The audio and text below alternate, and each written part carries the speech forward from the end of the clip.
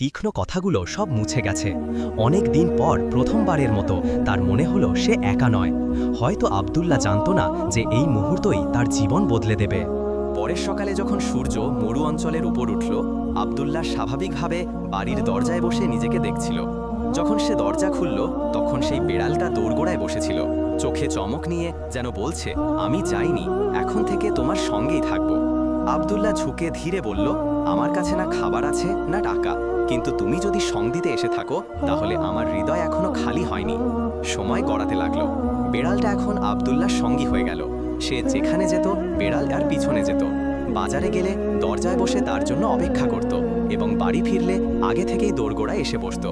মদিনার গ্রামের লোকেরা অবাক হতো, আব্দুল্লাহ তো পাগল হয়ে গেছে, বেড়ালের সঙ্গে কথা বলে যেন মানুষ।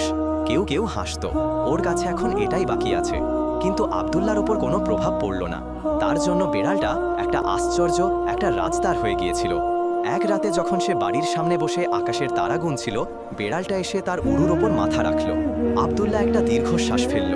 তার চোখে সামান্য জল চিকচিক করল, কিন্তু এবার তা একাকিত্বের নয়, স্বস্তির ছিল।